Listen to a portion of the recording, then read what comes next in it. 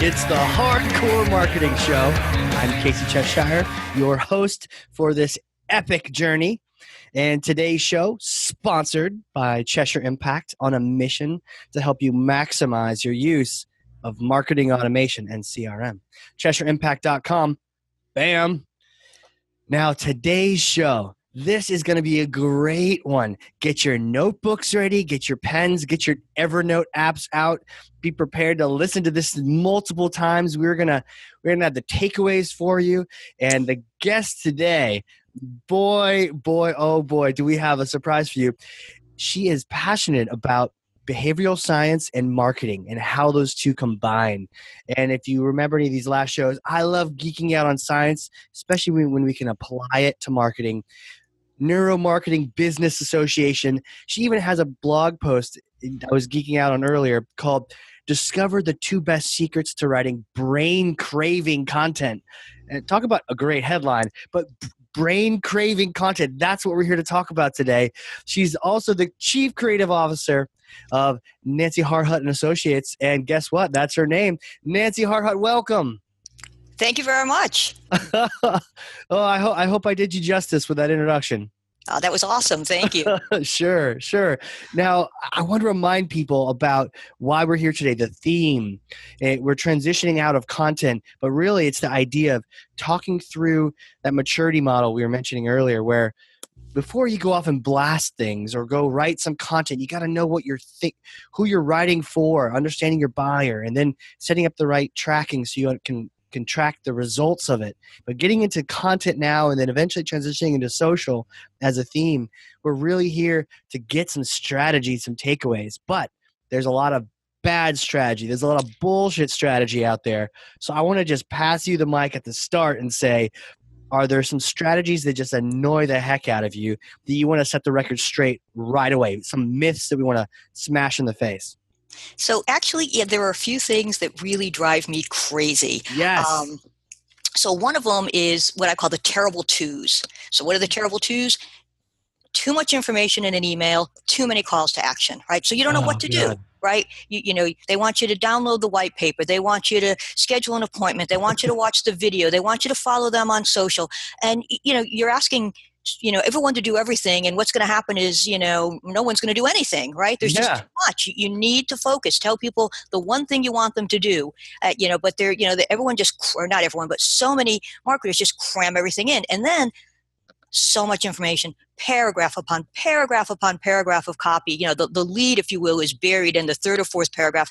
People just aren't going to take the time to find it, to read, I came across one study.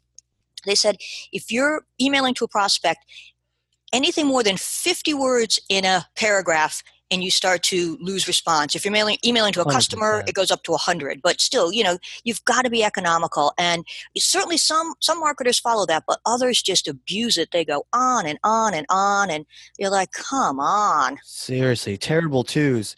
Too many actions. And when you started listing that list of call to actions in an email, it sounded like the honeydew list at home. Hey, do this, do this, do this. And there might be a reason why it's hard to get to there's so much to do. Get someone a simple action, right? Give them a single call to action. Maybe a second for choose your own adventure, but none of this crazy zoo of, it's like sending someone to your homepage. Here you go. Right. Yeah, exactly. And I'm sure I'm sure marketers probably have their, the best interest of their customers and prospects at heart. They figure, well, this way people can choose what they want, and we're not going to dictate that. If they want this, they can do this. If they want this, they can do this. And I'm sure that it comes from a good intention, but the problem is, with human nature, with too many choices, we get analysis paralysis, and we just end up making no choices. It just doesn't happen. One, or as you say, a second one, that's fine. Certainly prioritize them so, people know the dominant one, but there's also a second option. That works. But when there's all these competing ones, people don't know what to do. And as a result, they don't do anything. So true. And you know what? A lot of people listening to this have marketing automation. And that was one of the problems we found with that too. There's so many things to do. You need a roadmap, or you need some sort of structure to say, do this, do this, do this, do this. So just like you've experienced it, if you're a marketer with too many things to do, don't let your buyers don't force them to experience what you're experiencing with all those to-dos you have on your plate. You're absolutely right. Terrible twos. Absolutely right. Smashed. Terrible twos, yes. Smashed. And then The other thing that drives me crazy is so-so copy. And when I say so-so copy, I mean that it's written at so high a level with so many buzzwords, you have no idea what the actual value proposition is. You know, I mean, you can have this, we're a direct mail solution provider that will optimize your communications. Okay, so are you going to print my direct mail? Are you going to create my direct mail? Are you going to send my direct mail? Like, what are you doing? And I think that, people try to roll up to a higher level benefit, but in the course, and there's nothing wrong with that, but in the course of doing it, they lose the connection to what it is they actually do. And again, same thing with too much copy. People aren't going to stick around and fight to try to figure it out. We as communicators have to be clear. We've got to be concise and succinct. Now, would that include some of the, no, this is jargon, right? The dynamic, full service solutioning, all the different, we break the paradigm and we're going to optimize paradigm shift. Shift and, the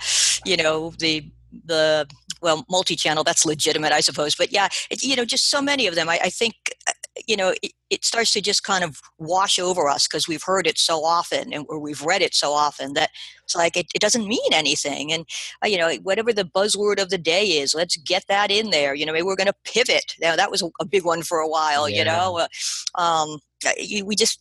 it's fine to want to be current, but when you just do nothing but buzzword stuff, you lose the ability to communicate clearly and accurately. Now, were they doing that because it worked? Initially calling pivot, did that ever work? Or was it just like the blind leading the blind? Hey, pivot. Everyone's saying it, so let's say it. But it's not actually effective. I'm sure the first person who used it, used it effectively, you would have to think, right? It's like, okay, I get that. But when everyone, jumped on then I think it's like you just start to jump on the bandwagon and you want to feel like, you're not the one who's left behind. You have what they have, you're current too. And then, sometimes I think it happens without thinking. We're just so used to using it that it slips into our vocabulary. And as we're creating our communications, we're trying to get stuff out and we're not really concentrating on the way we're doing it or the individual words we're choosing. And almost without thinking, maybe we, just drop into some of these buzzwords or these hackneyed phrases. So do you have to keep it at a second grade level then? Or, in my head, the idea was customer centric, maybe you're focused on the customer or customer success, but easily that word can get kind of built up on an ivory tower, customer centricity, or, it's like, it's a good concept, but you're taking it too far, or it's just the language or the vocabulary you're using? So I think it's the latter. I think it's the language because, customer centric, focus on the customer, the customer before the company. Those are all, those are great principles. And I think in marketing, we have to focus on our customers and on their needs versus, ours. We need to prioritize their needs. Yeah. So there's nothing wrong with that. There's nothing wrong with being customer centric. I think the problem is when everybody says they're customer centric, you start to, you fade into the background. Yeah. How do you differentiate? Oh, we're customer centric. We're customer centric. It's like when you go in for an interview, why would you be good for the job? I'm a people person.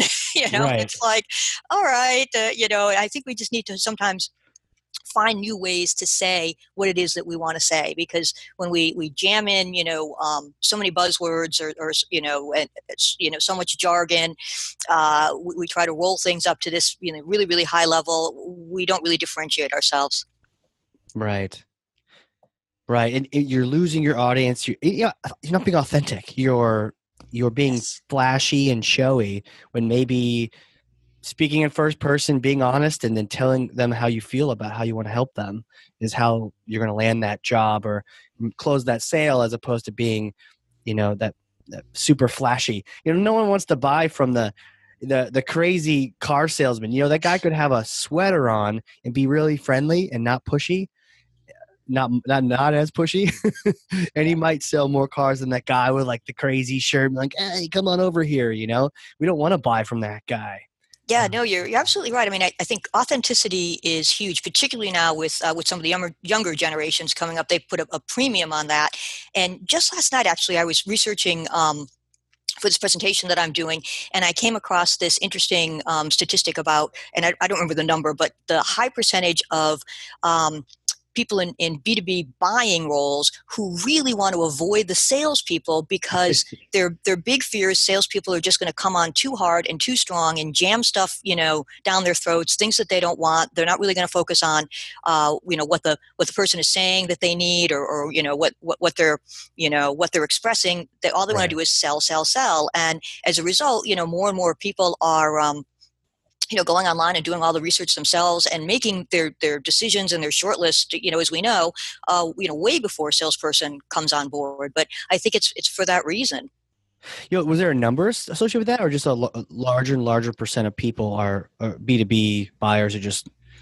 I mean, we know they're doing more research, but that's interesting. That's could be one of the causes is that they've had, and I've had that experience. There's certain organizations where they've got quote really good salespeople, and so good that I bought that thing last quarter. I don't know. They had a special, and I don't know. I'm not even sure why I did. And that kind of story can happen, and especially if it's some SaaS offering. Now you're stuck with it. Right. You're stuck with it, and you've got buyer's remorse too. You're like, why did I buy it? And and then you're like, now I've got to justify it, right? And if it's if it's not everything it said it was going to be, I've got a problem. Sure. My credibility is damaged, and people are angry at me, and I'm spending extra hours trying to fix things. So there can be a whole host of problems, and I think that that's a large reason why people try to take things in their own hands and say, I'm going to figure this out myself.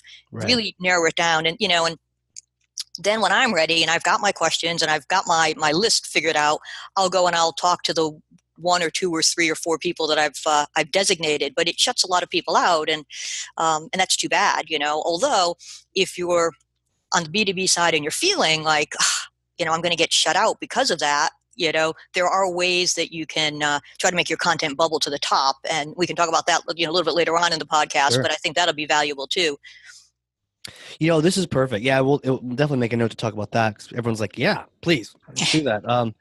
So kind of rounding out the myths, there's a lot of this stuff, and it just really feels like a lot of the theme is just using these hacks and using these like tricks for your own benefit, or misusing them even. Yes, that is probably the third of the things that bugs the heck out of me, and that's abusing the what I would call the best practices. There are certain things that are proven to work. We know that they work, and that's great, and we should use them.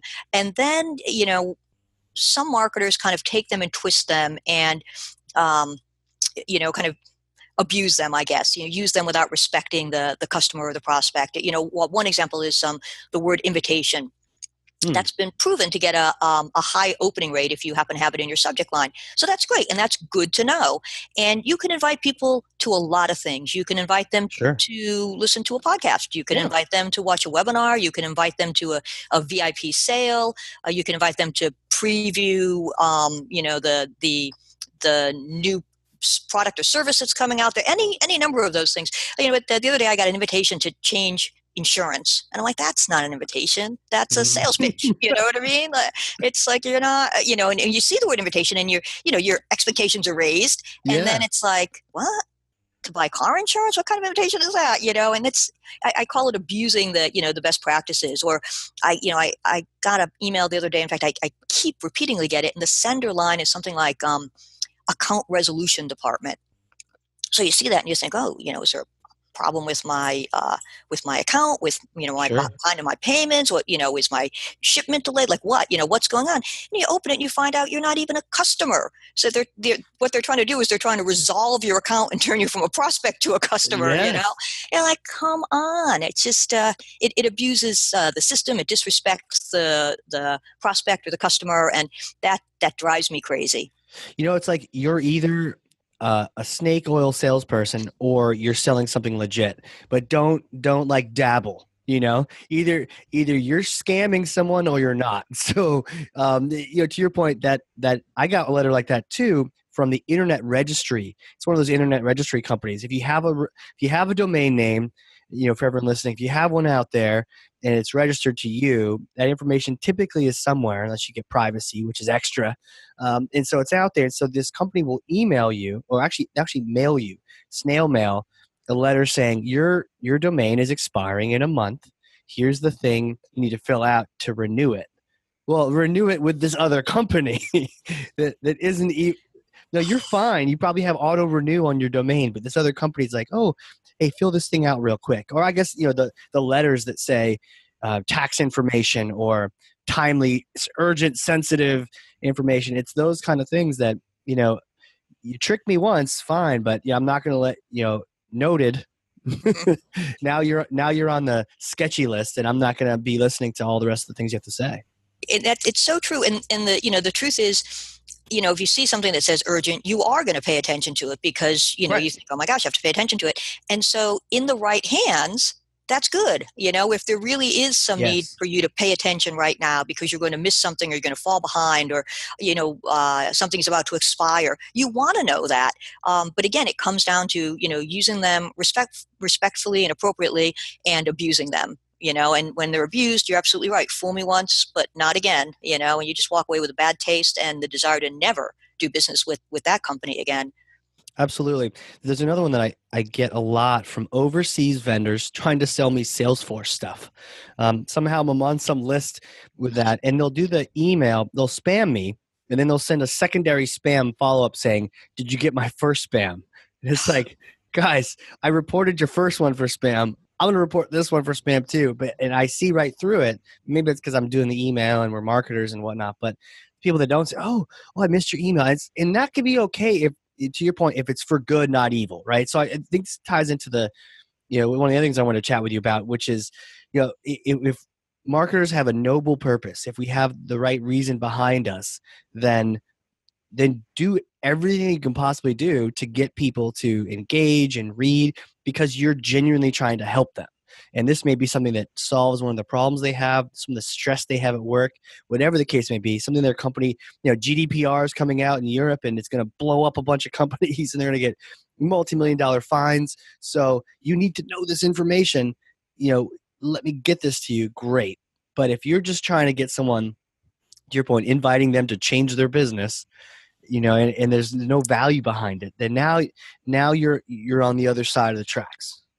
Exactly. Yeah. I mean, the GDPR is a good example. I mean, you could see, some urgency in that because there's a deadline. And if you're, talking to a properly targeted list, so that, this is a company that does business overseas, that they're emailing, this is important to them. And so there's a certain amount of urgency. If the urgency, on the other hand, is I have a sales quota to make and I want to make sure that I get your business before the end of the month, that's not an urgent matter at all.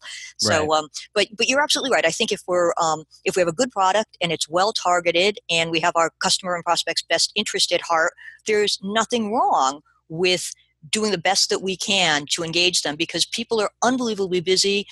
They kind of cruise along through much of life on autopilot. Because we have to, we're trying to conserve mental energy. So a lot of our decisions are just, we default to them. They're hardwired behaviors. We default to them with little or no thought. And so as marketers, we need to deal with that in order to break through. But we want to break through with a properly targeted message. And that, I think, is the difference. Absolutely. I don't know if you've seen the book, Selling with Noble Purpose. It's one of my favorites.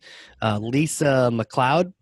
And she did a whole study with a bunch of pharmaceutical sales reps, and without having data to see what their actual results were, she hung out with a bunch of them, did sales calls with them, listened to calls, all looked at emails, everything, hundreds of them. I think it was hundreds. Yeah, I think it was hundreds. So looked at all these different people, and then at the end, she made predictions based on who she thought were the top ones. And she Cool. absolutely nailed it. And the primary differentiator wasn't the medical experience. It wasn't this. It was actually that person really wanted to help people. They really wanted to see cures in the hands of the right people, people that had some kind of medical problem, to have this thing to turn their life around. That they genuinely wanted that to happen. Doctors, that's why they went into it in the first place. Wasn't to have loans and and make lots of money. It was like, I want to help people. So they were aligned with their buyer. They really wanted to help them, and they shined above all, which is a really cool thing to see. But that just ties into passion but purpose, And so I think that same lesson applies to marketing, right? If you're marketing, has that noble purpose in mind, and you're looking at your buyers, and you love your buyers, and you really want to help them. Yeah, I mean, then you'll do tricky things for the right reason. You'll try to get those engagement rates up for the right reason, and people, and when you do that, when you quote trick someone into getting, opening the email, but you actually deliver value, it's not even a trick. You're like, thank you. Well, exactly. I think that's that's the thing. You can trick somebody, or you can increase the likelihood that they'll engage when they should. And I think tricking them is on the sleazy side of things, and increasing the the likelihood they'll engage when they should is on the more noble end of things. Totally. It's literally helping people, because again, they're asked to make so many decisions, from what to open, what to read, who to trust, when to buy, all of that. There's just too many decisions coming at us, and we make split-second decisions. And so there are certain things that will help us as marketers make sure that split-second decision goes our way and not the other way. I think using those are absolutely appropriate and even necessary in today's environment. Absolutely. And right now they're going crazy because they're like, this morality lesson you guys have been chatting about, but this is important because we're about to open the Jedi mind trick war chest here. And we're about to get into behavioral science. So I think it's important that we started out by first saying, don't be an idiot and do these stupid things. But then also talking about the fact that you need to be using these for good, not evil. The point of this is to be a good marketer.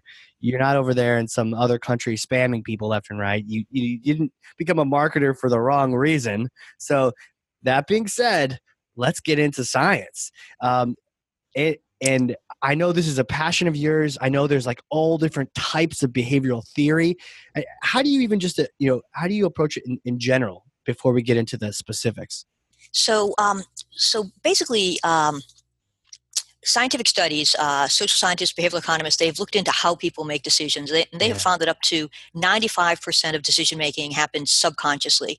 And as I said earlier, we kind of, we cruise along through life on autopilot. What's happening is, in order to conserve mental energy, we've developed decision-making shortcuts, because we couldn't possibly weigh every bit of information before making a decision, or we just wouldn't get around to them. I mean, if we studied, for example, every subject line and really thought about it, should I open this? Should I not? It would take forever. We wouldn't get around to it. So over the millennia, humans have developed these decision-making shortcuts, and now they're like hardwired, into us. They're like hardwired behaviors. When we cruise along on autopilot, we see what a researcher would call a stimulus, and we just default to these hardwired behaviors, giving them little, if any, thought.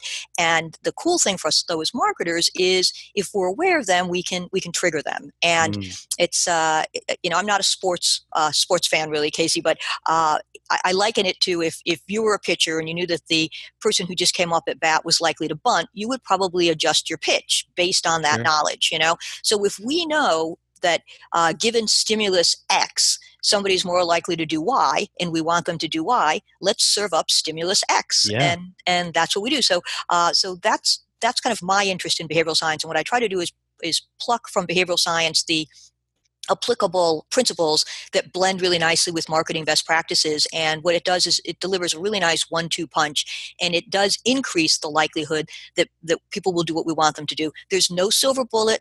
You're not going to be able to make people do something they don't want to do. And as we said earlier, you really shouldn't be misusing these, but they're good to have in your arsenal, because at the end of the day, you have a good product and a well-targeted list, and you want to help people connect. You want to help them make those decisions and get to the information that they're looking for.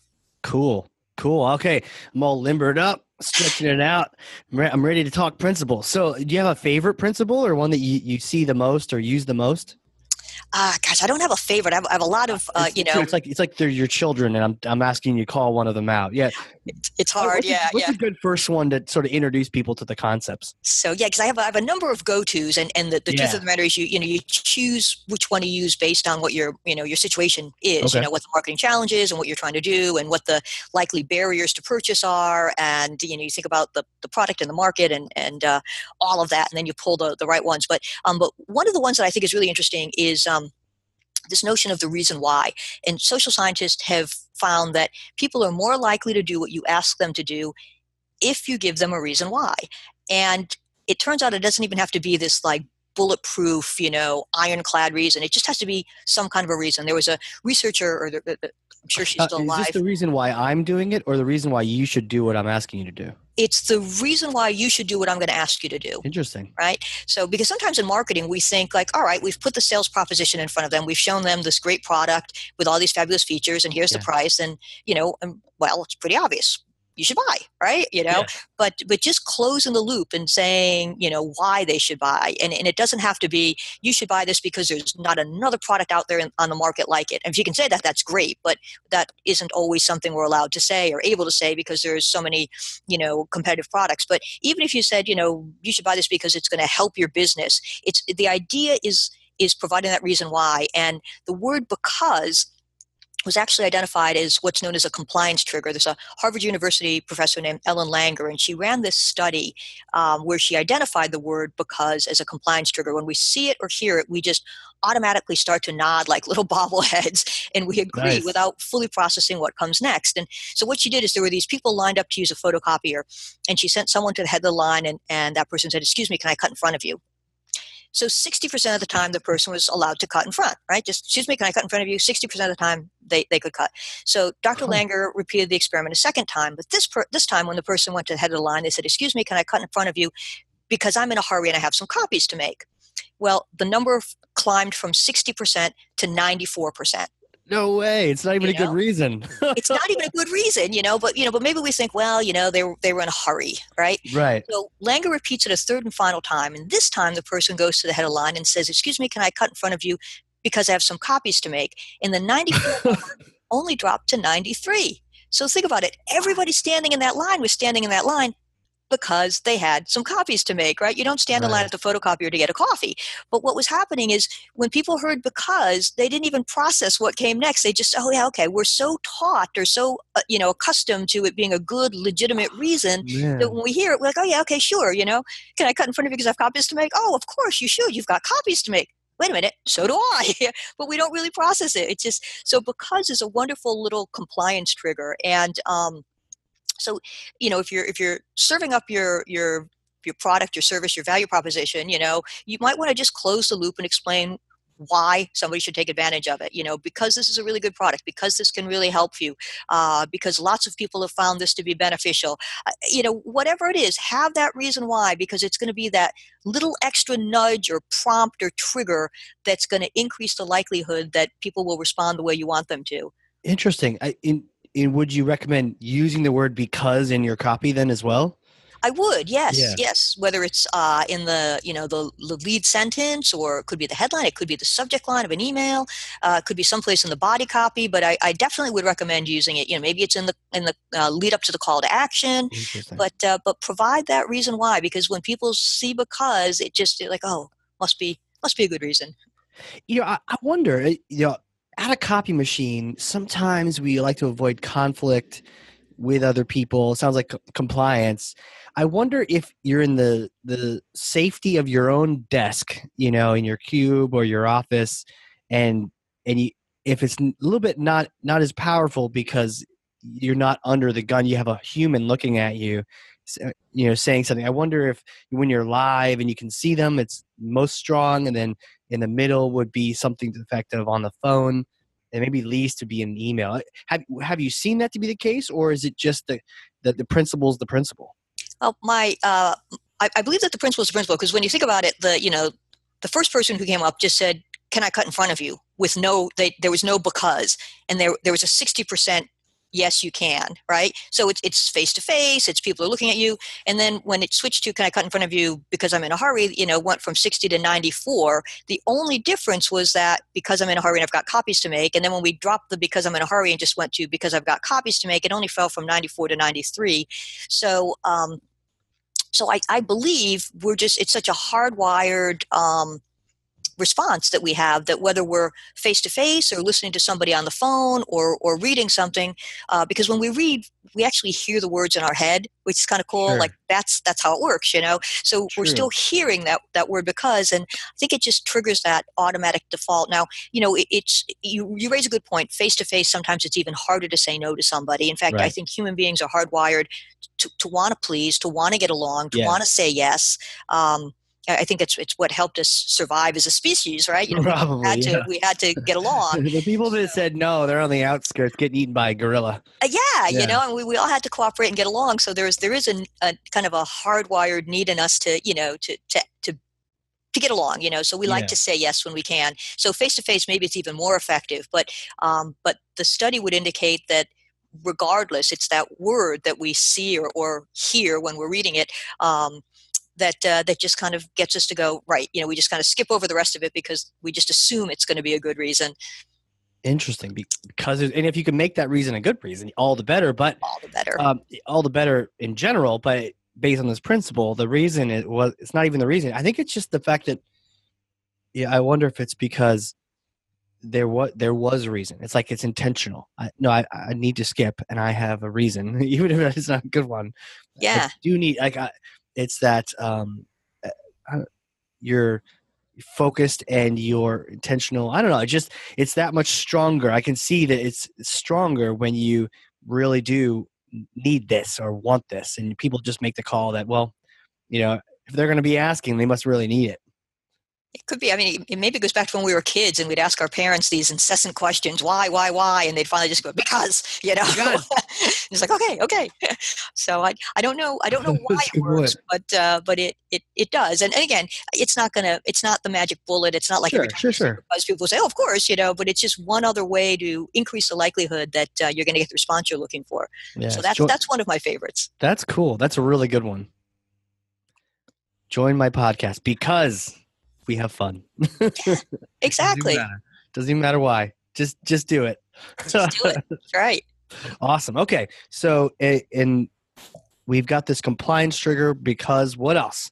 What else is in our arrow tool bag of behavioral hacks? So social proof. Social proof is a good one. Okay. What social scientists have found, and this is as I talk about this, I think a lot of your listeners are going to say like, oh yeah, right.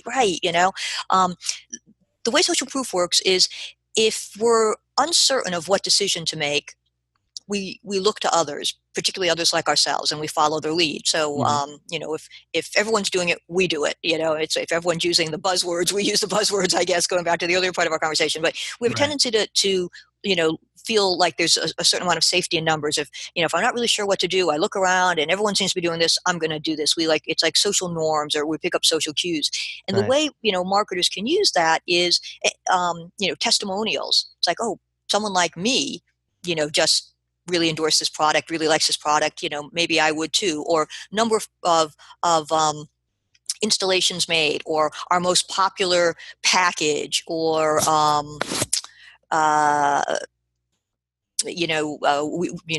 number we just sold today, or the number sold this year, things like that just make people feel like, okay, this is a good bet. And those are all good examples of social proof. Talking about testimonials, though, I think good marketers are familiar with how powerful a testimonial can be. We have a tendency to use them, but there are a couple of things that you can do that take a good testimonial and turn it into a great testimonial. So testimonials are part of social proof, but if you want to have like a really good one, the first thing you want to do is you want to have your testimonial giver be as close to your testimonial receiver as possible. So if you're trying to convince, CFOs in the banking industry, have a testimonial from a CFO in the banking industry. If you're trying to convince, small business owners in New England, have a testimonial from a small business owner in New England. The closer they are, the better received they're going to be. And then the other thing you want to do is you want to start where your listener is or your reader is. And that's generally in a place of skepticism. People don't believe us as marketers. It's amazing, right? But they don't believe us as marketers. They're thinking like, is it really good as the marketer is saying it is? Is it worth my time and energy to even investigate it? Is it going to be worth the purchase price? Is it going to be worth the effort it's going to take me to transition? Is it going to be any better than my current solution? Those are the things people are wondering. And so while it's terrific to have a testimonial that says, I just bought, an Acme widget and I am so pleased with it.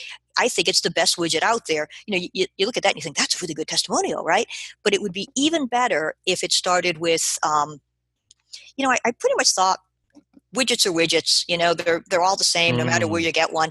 But then I bought an Acme widget. Oh my God, it's phenomenal. It's the best widget out there. But starting where the prospect is, which is that place of skepticism, they're probably thinking, could it really be that good? Aren't they all the same? If you can get someone to start there and then you bring them along on that journey, it's a much more effective testimonial. Right. Because then that person doesn't have to make that mental leap from, why did you sign up for this in the first place? Why did that happen? Because that's where they're at. Right. I'm looking at these two. I don't know if there's a difference. And if you're just a super fan of it, then that makes you're a fan. You're separate. And we're actually not the same anymore. To your point, as close to the receiver as possible. Yeah, I was like you. I wasn't really sure. I didn't know which way I was going to go. But wow, this I went on a leap and this happened. I'm so glad I did. Yeah. If you can see yourself in somebody else's story, basically, whether it's the, I was skeptical. I thought they were all they were pretty much going to be all the same, or maybe someone else starts with, I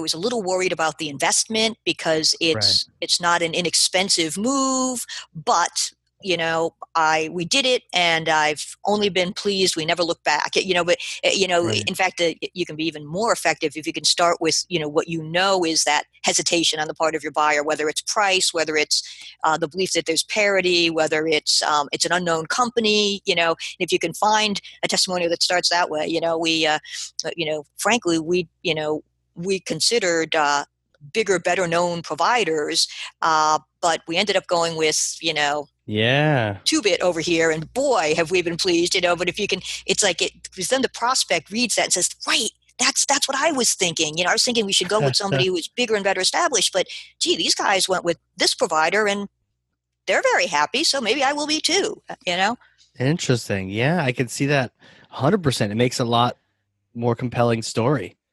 It absolutely does. Yeah. Social proof. So social proof is good.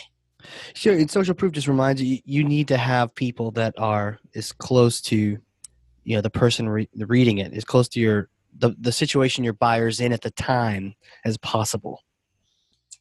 Yes. Yeah. And that's a really good point, Casey, because there are the different parts of the funnel or different steps along the sales continuum, and so what might be in somebody's mind at one point as a potential barrier or as some hesitancy could be very, very different at a different point.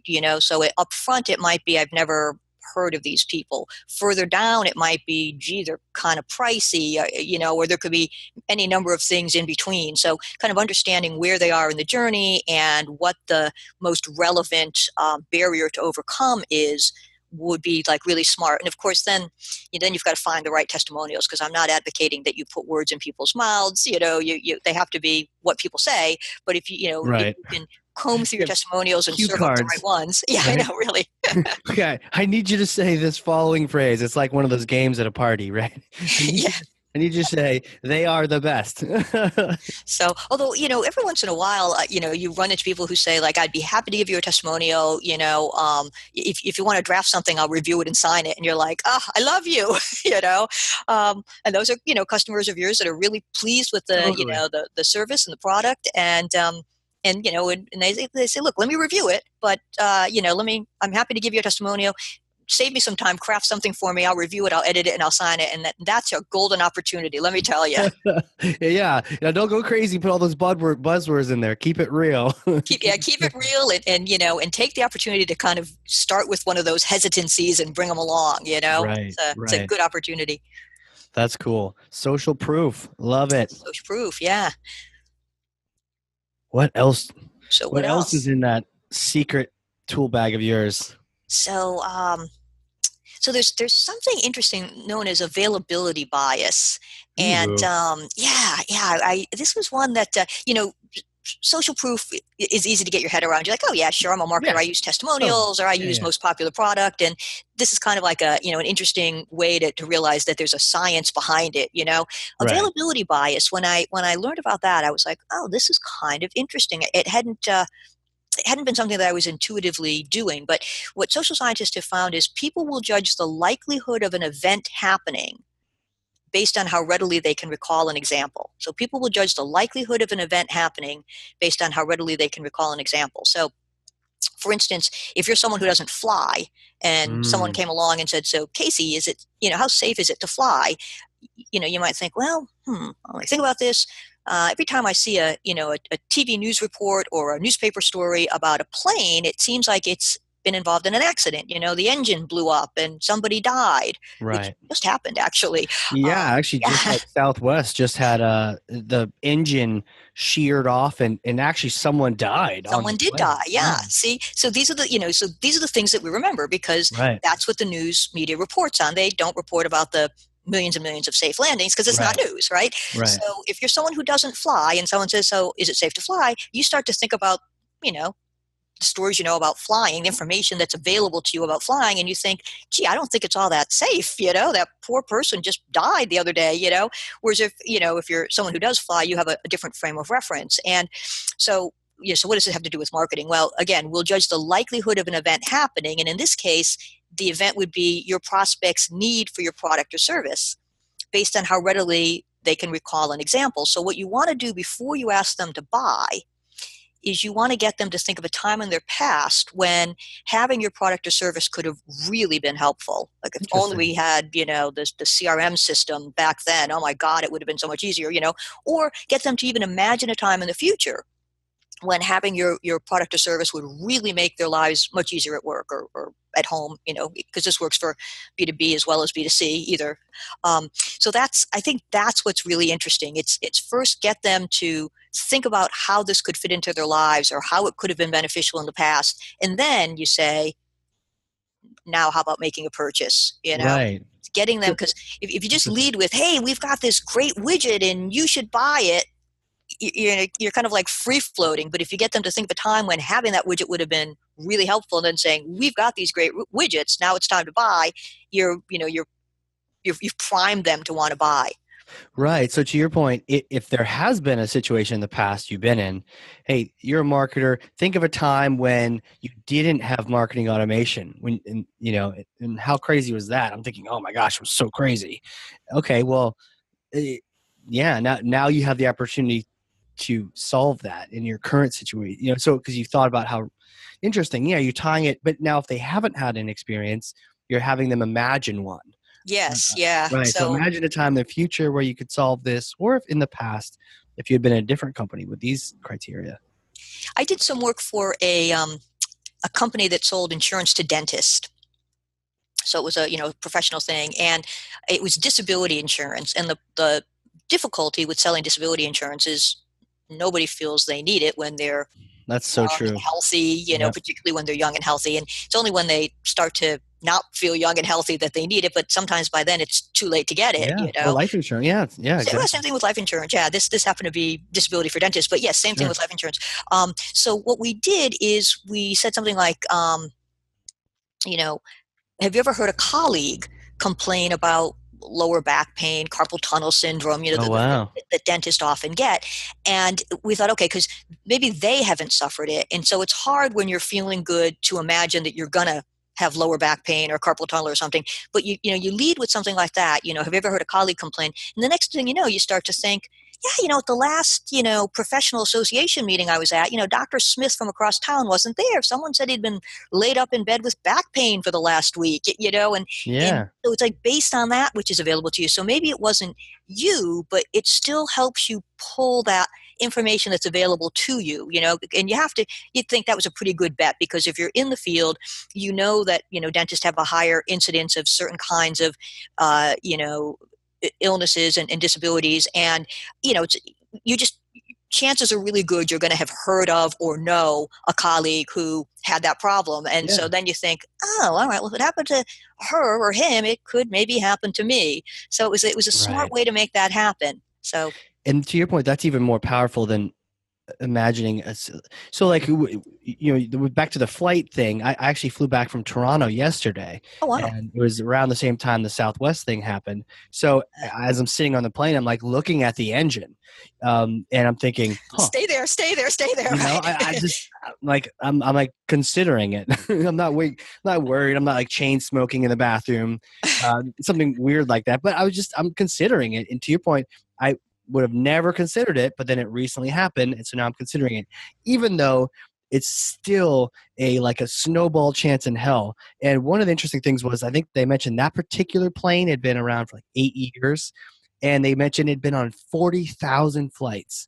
I was trying to do the math, and I guess you could do multiple flights in a day to get to the point where in a year, 3,000 particular flights, and Southwest has short little ones too. So, 40,000 flights, and now there's this thing. So it's and I don't think anyone in the U.S. has died since for like 30 years on a flight. So it's such a minute thing, but I was considering it yesterday because it had just happened. Yeah. And that's not necessarily logical. It's just emotional. To your point, subconscious. I was thinking about that. But then to take the to the second example, the carpal tunnel, and now I'm not a dentist. I don't actually know any. I don't know if they'd probably be fun. I don't know. Maybe they might be cool. But I do know I have had some coworkers in the past, and when you mentioned the story, I couldn't even necessarily remember which ones they were, but I definitely recall people having carpal tunnel like wrist surgery and getting kind of the shivers as they describe how they're like fixing their tendons and stuff. I remember that.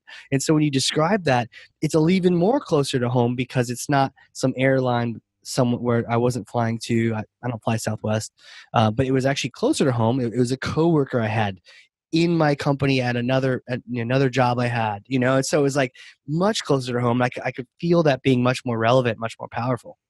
So yeah. So whether it's information that's available to you based on your own personal experience, or whether it's information that's available to you based on a personal connection you have, I think that those are two ways actually to use it. So if going back to the marketing automation thing, if you didn't want to say, don't you wish you had it, maybe you've heard some of your colleagues complain, if only our system did this, or if only we had a system that did this, and it's like, oh yeah, they have been, which is also an interesting way to get at the decision maker when the decision maker isn't the end user. So you're trying to convince them to purchase something that they wouldn't necessarily be using. So it's like, have you ever heard your employees ask for, complain about, wish that things could be different, try to figure out workarounds, whatever it is that would then help you tee up your product or service. It puts them in a more receptive buying mood because it feels a really more good relevant. point. It's not the person buying isn't always the end user feeling the pain, and so tying that together can be really helpul. Yeah. Super cool. Yeah, so that's availability bias. It even sounds scientific. Yeah, doesn't it though? And that was, like I said, that was one of the ones that I was like, oh, that's kind of interesting. I don't necessarily think that we've been necessarily using this, or at least that I had been, until I discovered the principle. And then I was like, oh yeah, totally going to use this, Totally. And it worked very well. The particular instance with the dentist did very well. Yeah, that worked out well. I imagine so. I could see that being the case. So yeah. So another. You ready for another? Yeah. Let's do something else. Yeah. So we did reason why. We did scarcity. We did availability bias. Did we do scarcity? I'm sorry. We did social proof. We didn't do scarcity. Why don't we talk about scarcity? Yeah. Let's talk about it. So scarcity is interesting. What social scientists have found is people are kind of funny in that we want what we can't have. We want what we can't have. So if something is readily available, yeah, we may or may not be interested. If we're interested, we take advantage of it. If we're not, we don't. And it's kind of the way it is. But you just let people know that something is only going to be available to certain people, or it's only going to be available for a certain amount of time. And that can change everything. It's almost like a switch flips in us, and it makes us want that thing and want it badly. And it makes us want that thing that maybe in the past we were kind of neutral about, but it's like, wait a minute, if he can get it and I can't, I want to make sure I get it too, or if there's only a certain number of them available, I want to make sure I get mine. It just creates this this need in us to have something, because we actually place more value on things that are scarce. So, and there are kind of like two halves of it. There's exclusivity, only available to a finite number of people, a certain group of people, a select group of people. And then the other side of it is urgency. It's only available in limited quantities or for a certain amount of time. And using either one of those can be a really good motivator to get somebody kind of off the fence and get them to make the decision. Because if they're saying, oh, yeah, I'll get around to it, or, oh, yeah, maybe, I don't know, but let me think about it, suddenly when they find out that they might lose their opportunity, that really prompts them to act. So using either of those can work. In fact, the Email Institute found if you use urgency in your subject lines, you can expect a 22% lift in your opening rates, which is kind of cool. But there are other ways to use it, obviously. I mean, countdown clocks on a landing page, on a website, in an email, those work because you're literally watching the opportunity, the seconds roll by and your opportunity is slipping away. So those work. I think World Data found you can get a 17% lift in your click-through rates if you have a countdown clock on your email. And World Data also found if you have an email-only offer, you can expect a 14% increase in your opening rates, which is kind of cool. So, if you're going to make some kind of an offer that's only through email, you want to flag that right away in your subject line because you can expect a lift in your opening rates. And what I say to my clients is, even if you have something that will ultimately be available elsewhere, launch it first via email to take advantage of that, because there's just something, it's a scarcity thing. It's only in this channel, so I better pay attention. I won't be able to find it someplace else. So scarcity, urgency, and exclusivity being the two halves of it can be a pretty powerful motivator. We just really place greater value on things that are limited, things that are scarce. We essentially want the things that we can't have, and we don't want to let other people have things that we can't have. We like that. We like access to things that not everyone else has. We like having privileges that not everybody else has. We like to feel special. We like to feel exclusive, and scarcity allows us as marketers to leverage those two kind of human needs. Absolutely. I tell you what, the game that has me is the Delta upgrades. It's the flight statuses when flying. You got to stick to one airline. And last year, 2 years ago, I traveled a lot, so I got into that super high tier, and magical things happen, people. One of the things I could do was I could change my flight at any time. I know some airlines have it as like a thing, but at Delta, it's pretty locked in stone. But I could literally book a cheap flight and then change it to the morning flight that morning. I could just call and they're like, oh yeah, we'll take care of you, no problem. But last year I didn't get as much travel in, so my thing dropped. I think I missed it by 1,000, but I was like, I'll just let it go. But this year has been reminding me about I fell off that bandwagon. I have some of those check boxes are not checked for me this year, and especially when you I know you go to a lot of events, you're traveling a lot. Some of those little cutesy little perks add up, and for me, just the game of it and the exclusivity and the perks. Tell you what, I walk by first class sometimes, and when you're not in it, I do notice the fact that people are not smiling in first class, but when I get in first class, I smile because I'm like, hey, might as well enjoy and be grateful. But yeah, those little exclusive things and being a part of something bigger than you, or like it also the urgency, the exclusivity to your point, and the urgency. Those things are all very interesting and timely. The airplane example, it's funny that you mentioned that.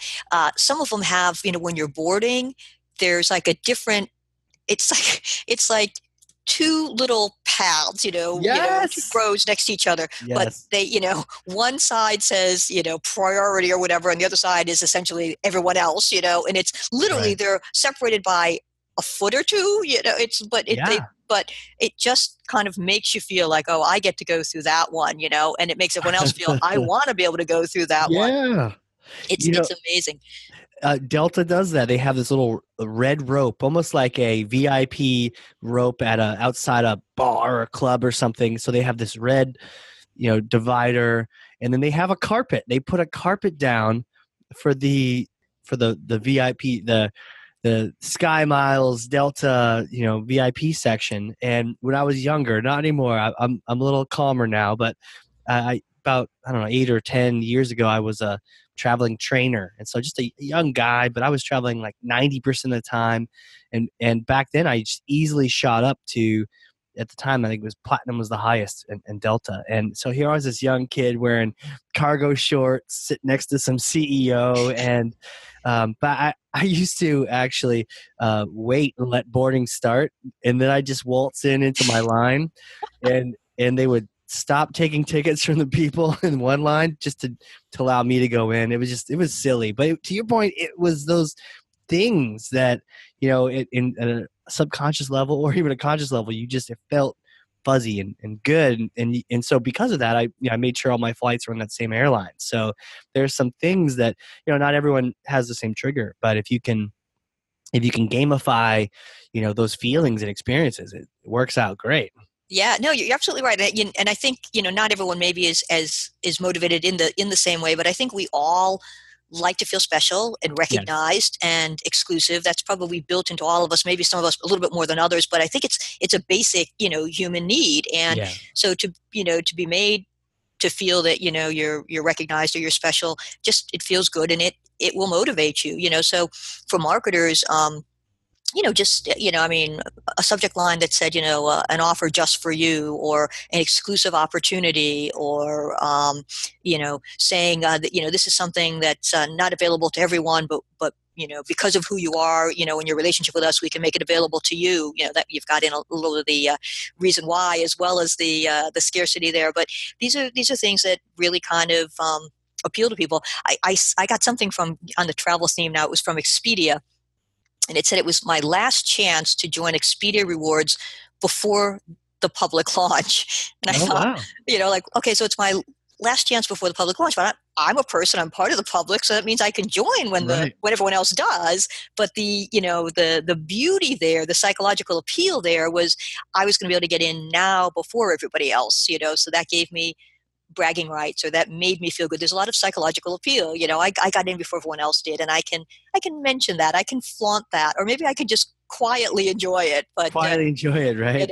It just feels good. So exclusivity can be a really nice thing to leverage. And if you have data about your customers, if you're in a customer situation as opposed to a prospect one, although we have data with prospects too, but we have more with customers, there's a good opportunity there to really kind of leverage that notion of exclusivity, because you do know so much about them that you can use that in a very effective way, because you did this, or because, you've been with us this long, or because of, something that you've told us, it just, we're giving you access to this, or we're giving you this exclusive opportunity, or this special privilege. And it makes people feel really good. And as a result, can just prompt that hardwired decision to fall, that, people will say yes, they'll do what we're asking them to do when we link it to that kind of exclusivity.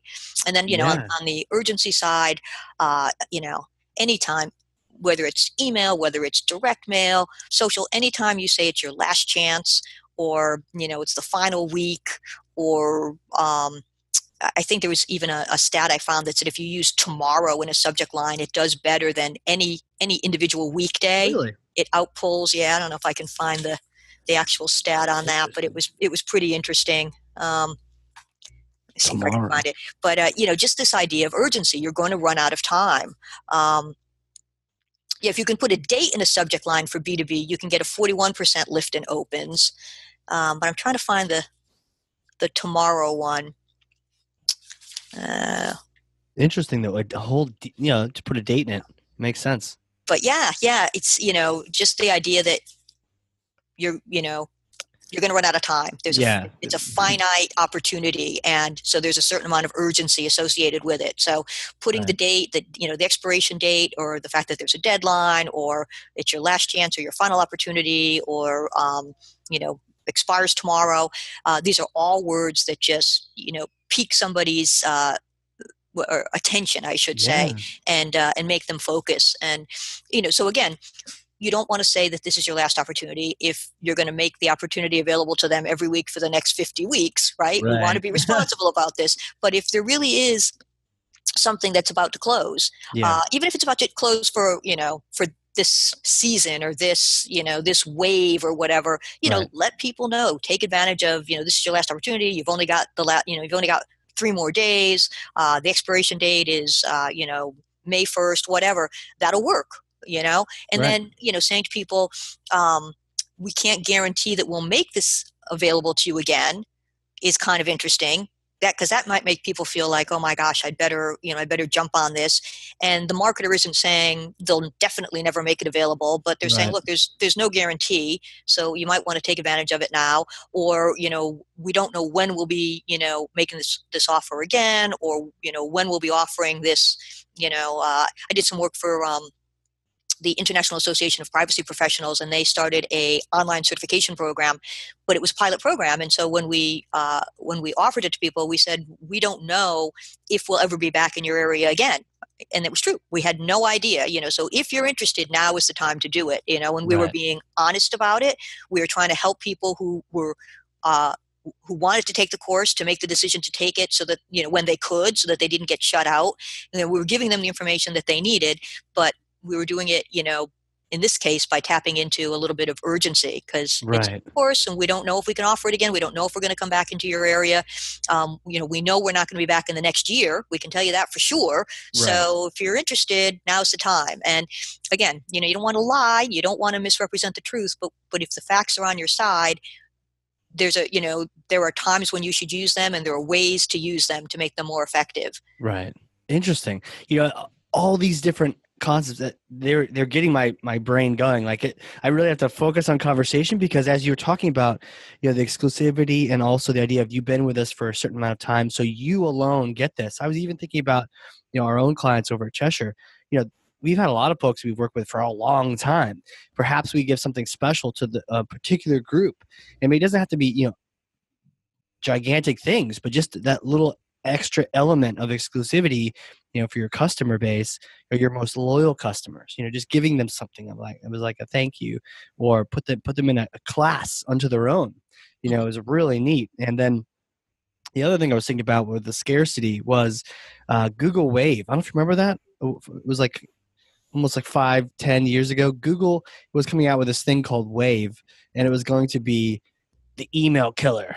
It was gonna just end all email, and it was this special thing that Google was gonna do. And and at the time they were kind of like 10 for 10 in all their inventions. So Google Wave, you could only get an invite from someone who already had it, and it was in beta. And so I remember actually paying some stranger $10 online to get an invite to Google Wave while it was still like in a super early mode. And it was kind of lame, but but I got a chance to see it, and they had created such a buzz around. It's almost like Facebook when it first started. I couldn't even get in it because I didn't have a .edu address. So I was like, okay, I'm gonna go to MySpace now. But it's that exclusivity.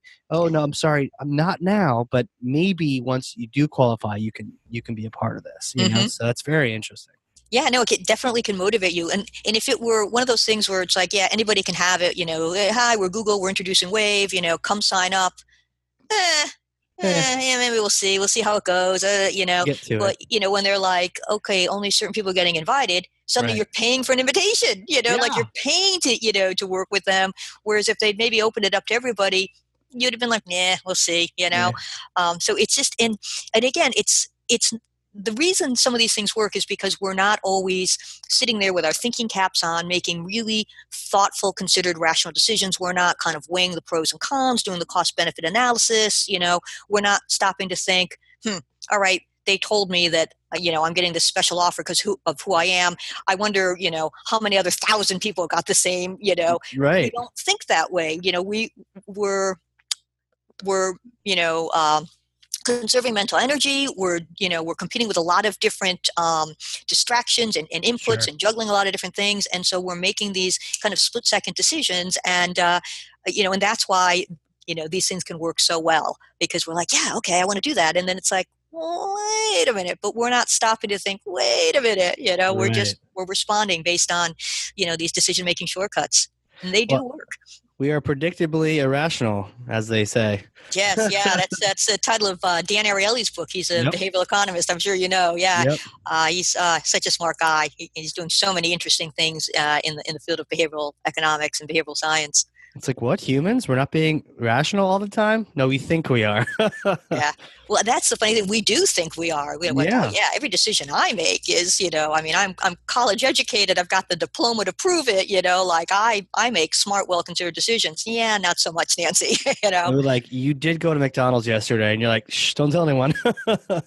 Well, with the billions and billions served, that's social proof, right? It's like, well, There if you all go. those people are eating there, how bad could it be? Yeah. Or that McRib they had or have every now and then, the scarcity. It's only here in the springtime, as Right. gross as it may be, with that barbecue sauce. Yum. It'll be gone. Or no, for St. Patrick's Day, they have this Shamrock Shake. It's only there Yes. for 2 weeks or so, during that season. Yeah, yeah. I mean, it's interesting. It's like there's probably nothing preventing them from offering it year round, if they had wanted to. But the fact that it's only available for a certain amount of time probably sees, the sales of those shakes skyrocket. But then there's probably an influx of business, across the board because people are coming in for the Shamrock Shake, and you got to have a burger or fries when you have the shake, right? Yeah, and or you could spend 20 more cents and not get all three. So,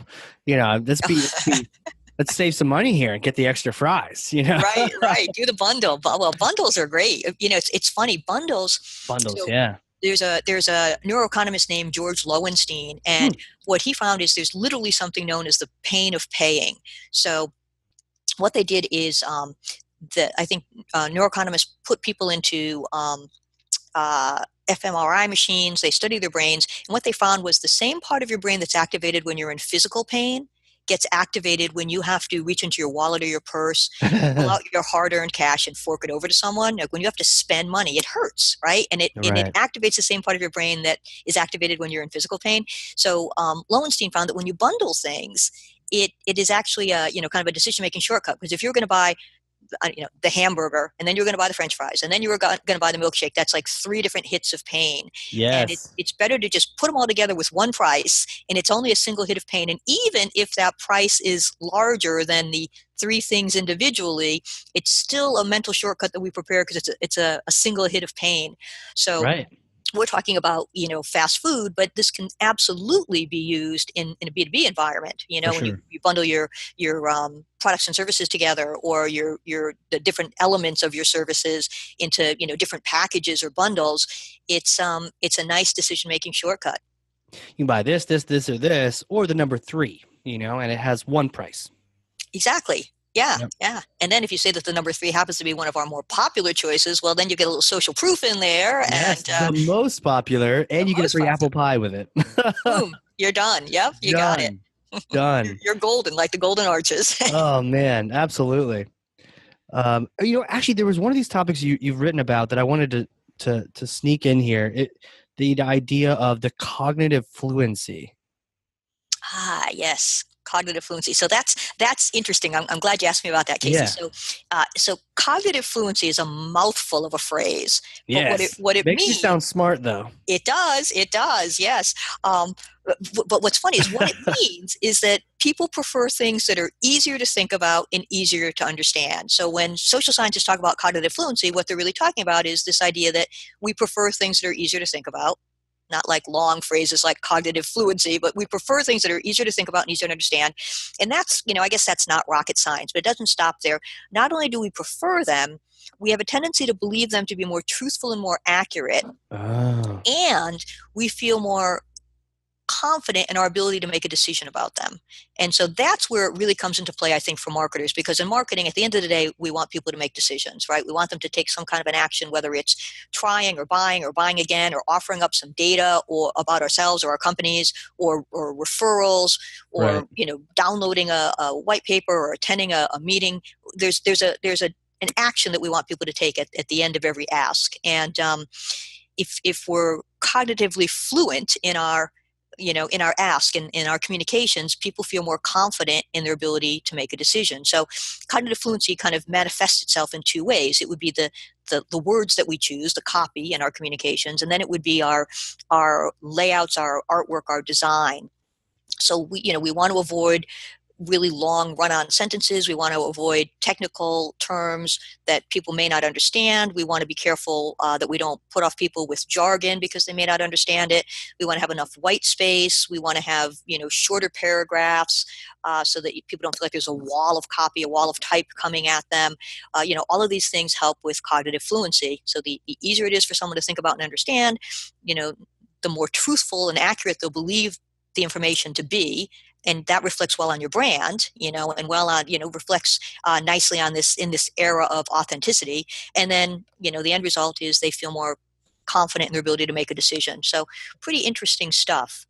So yeah, I think the key part, easier to think, easier to understand, but to your point, they perceive it as more truthful. It's that much more true if I can understand it, that much easier.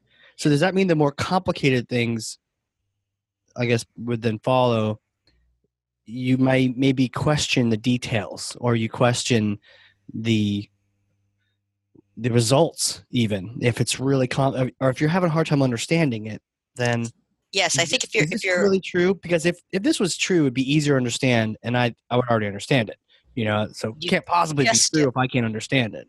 You just hit the nail on the head. If it's easy to understand, it's easy for the brain to process. And if it's easy for the brain to process, it just feels right.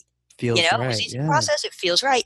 And as you were saying, if it's hard to understand, if you're wrestling with it and trying to understand it, you start to wonder, can this really be true? Or do I really understand it? Or, and you're not really certain, and you definitely back off in terms of making a decision, but you're also maybe just a little bit more likely to question, is this really accurate? Like I'm not following this. I'm having a hard time understanding it.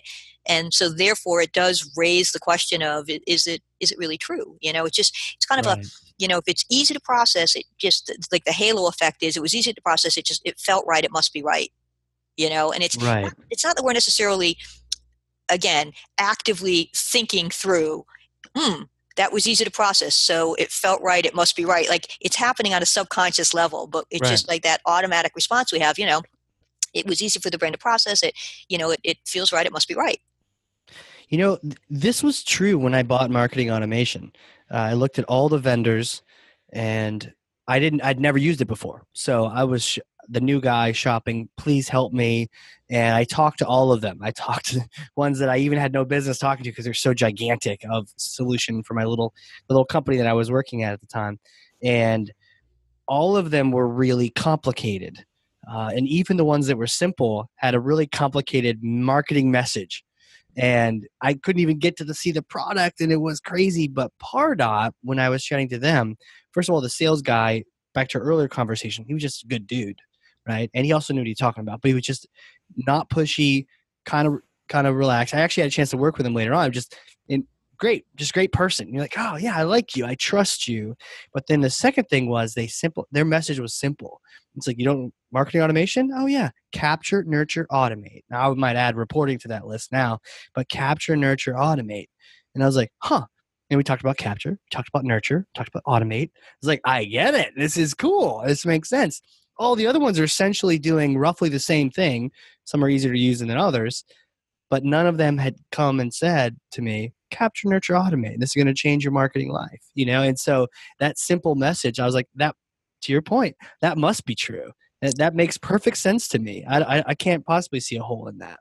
Yeah, no, it's cognitive fluency. It's funny. You said it was easy to understand. They weren't, talking about all this complicated stuff. University of Michigan ran a study, and they found that if you have a hard time reading something, you will believe that what you've just read about is difficult to do.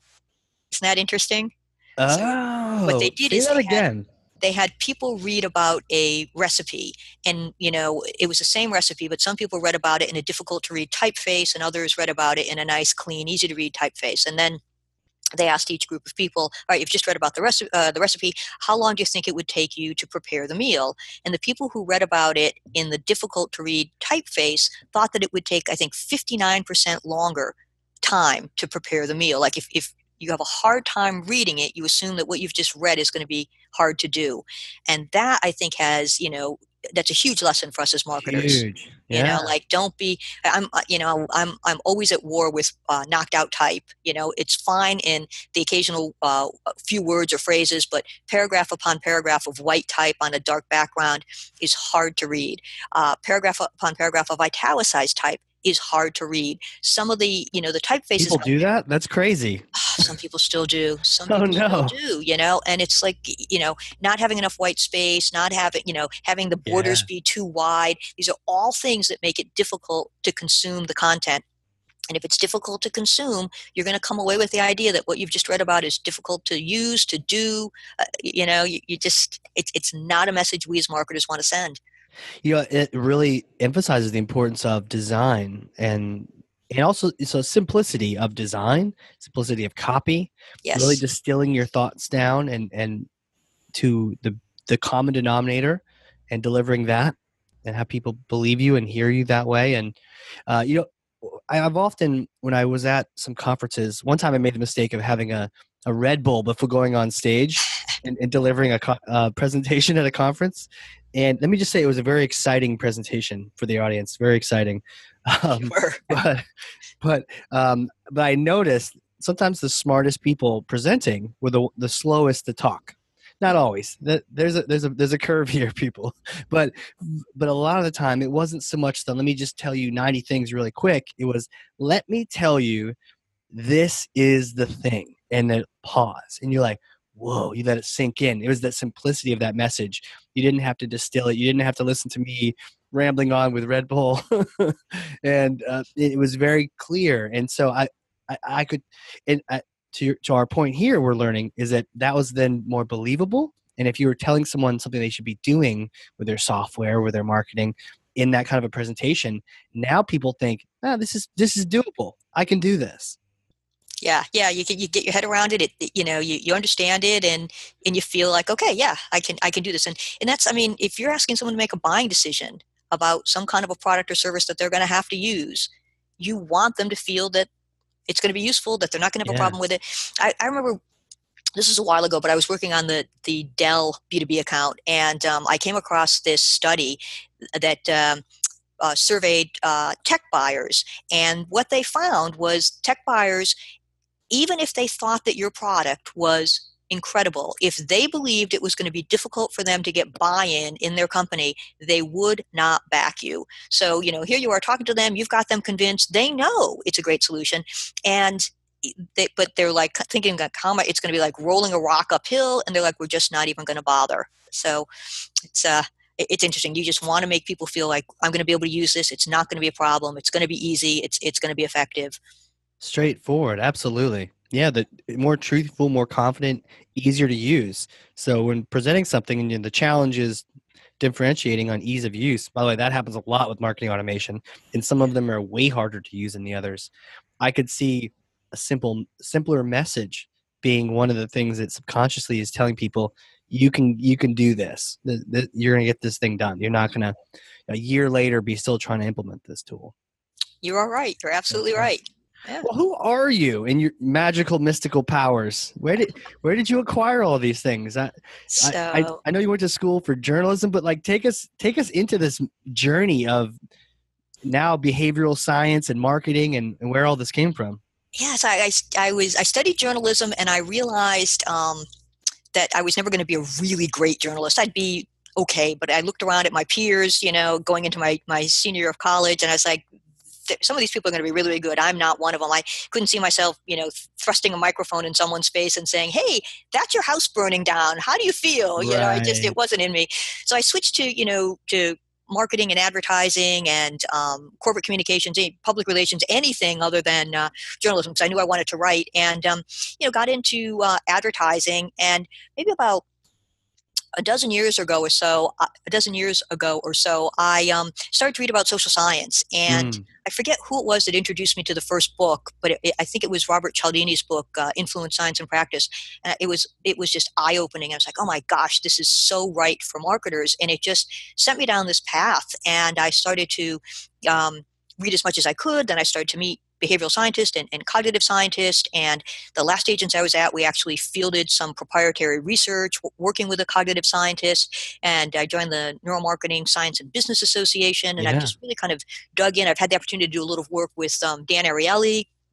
Yep. And I just really took to it. I mean, I've always loved the communications business, advertising and marketing. And then when I discovered behavioral science, it just kind of takes marketing and puts it on steroids. And I've never looked back. I just totally enjoy it. Totally. And I can see it applies it too. So it takes it out of the theory and adds like a practical element. You're not just the theoretical physicist. You're like getting into building the reactors. You're testing things out. You're testing these assumptions and these ideas and experiments. Take the university experiment. And now let's put that in an email. Let's put that in a landing page and see if we can have the same kind of influence. Yeah, I mean, in that, Casey, that's what's so cool about it, because you can test it and it's very gratifying because you see the results. And, and I'm not saying that everything always works, nothing, you're just never going to bat 100% or whatever. Like I said, I'm not a sports person, but you're never going to get a 100% response. But, I don't know. Speak for yourself, Nancy. but time and time again, I'm seeing the stuff that we're testing for clients beat their controls by double and triple digit lifts or beating their benchmarks, and it's happening more often than not. It's a fairly consistent thing, and we have the opportunity, in this day and age, to do a lot of testing, and so we can see what's working and why it's working, because we can isolate the variables, and applying behavioral science to marketing best practices works. It's as simple as that. Man, do you even have time for anything else? Flying across the world, speaking at different events. You're going to be at the Marketo event coming up, right? Yeah, I'm going to be at Marketo at the end of the month, and then I'm going to come back to Boston for the Content Marketing Conference. Then I go out to Vegas for the Financial Brand Forum and for Digital Growth Unleashed. In the fall, I'll be in San Francisco for a Marketing Profs B2B Forum. First time they're going to be out on the West Coast. Cool. I'm going to keynote Digital Growth Unleashed in London, which I'm very excited about. Very cool. So so a lot of good stuff going on. Well, those are some good. Well, for everyone listening too, we'll write those down, put those in the show notes. So if people want to check those events out, or come see you at one of these, then we'll definitely. Oh yeah, that's great. Yeah, they're all terrific conferences with lots of really, really good speakers. So come see me and get the benefit of all the other speakers as well. Yeah, for sure. Well, what are some of the ways people can connect with you?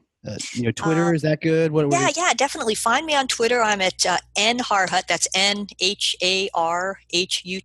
Yep. And I tweet fairly often, or you can connect with me on LinkedIn, Nancy Harhut, or just shoot me an email, nharhut@me.com. I have a lot of email addresses, but that's the most simple one, nharhut@me.com.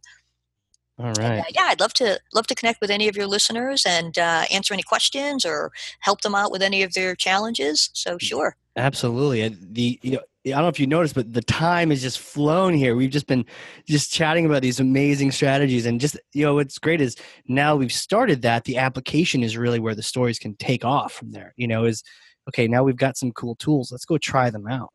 And, exactly. What kind of amazing experiences can come from that? Yep, you're absolutely right. Take these, use them, put them in market, test them, see what works for you, and see how well it works. There's some really cool stuff. Very really cool techniques. Yeah.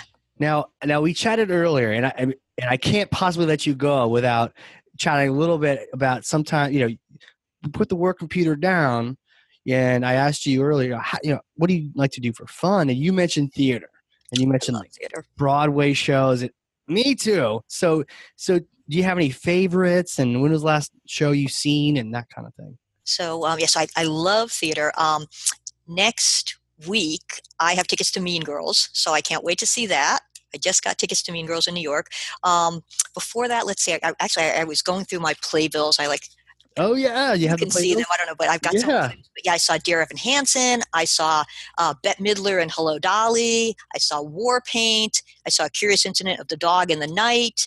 The Great Comet. I like any chance I get. If I can get to New York for a weekend, you can do matinees and evening shows and jam a bunch in there. So totally. I'm a Broadway fan. How about yourself? What are some of your favorites? Where are you based out of?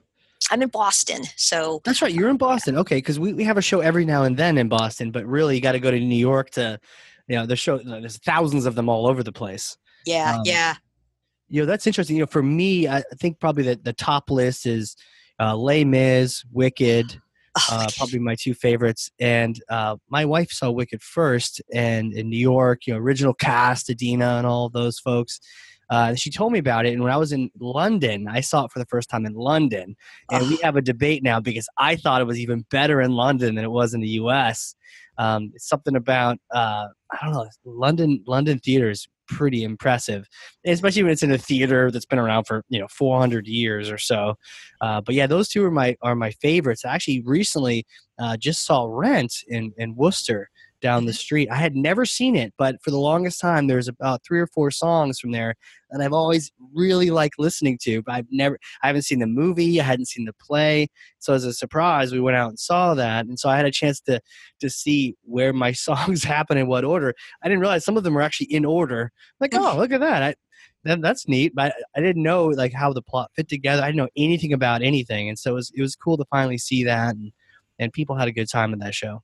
Yeah. No, I loved it. There are times the same thing happens to me. I'll be listening to Sirius XM. There's an on-Broadway channel there. Oh, and cool. So, you hear the songs and you're like, all right, I want to see the show and see how the storyline evolves and where the songs fit in. And I totally love that. A friend of mine actually had gotten tickets to, I don't know if it was Wicked, but a really big show. And they went out and they bought the soundtrack and listened to it ahead of time, over and over again, so that they felt like they were going to be prepared to see the show. And he said that it increased his enjoyment. And I thought that's an interesting approach, Yeah, and there's some sort of social principle of that too, having heard it once before. I mean, that's why they even have the overtures, right? Is just so the audience has heard that song once before they actually play it. I think I had heard Wicked in the car a few times, but never quite understood what was going on. But to the point when I saw it, for real, I'd heard those melodies, even subconsciously, I'd heard them. Mm-hmm. Yeah, there's a familiarity, I guess. Yeah, familiarity type concept, and then it made a lot of sense. Now I hear some of these other shows, you need to actually hear the music 3 or 4 times to be able to understand it. I don't know if that is a crutch or not, but I think that it's some familiarity, and then obviously hearing the music after the fact reminds you of that experience you had when you were there. Yeah, it just kind of brings back the pleasure all over again. Yeah. Absolutely. Anything scheduled in Boston coming up? Anything? I'm not really sure what's coming up. You know what? I'm waiting for Hamilton to finally get here because it's been impossible to. I didn't see it in New York. It's like impossible, but it is coming to Boston, and I want to say it's coming the end of 2018, beginning of 2019. Have you seen that already? Or I've seen it advertised. Yeah, so it's. I'm saying, have you seen the show itself? No. I haven't seen the show. So the first time I see it will be in Boston if it ever gets here, or when it finally gets here. Right. So that's what I'm looking forward to. And anyone I've spoken to who's seen it just raves about it. So that's definitely on my list. I hear really expensive tickets. Yes, really that's pricey. What I've heard too. City. And actually. Andrea Bocelli is coming to Boston.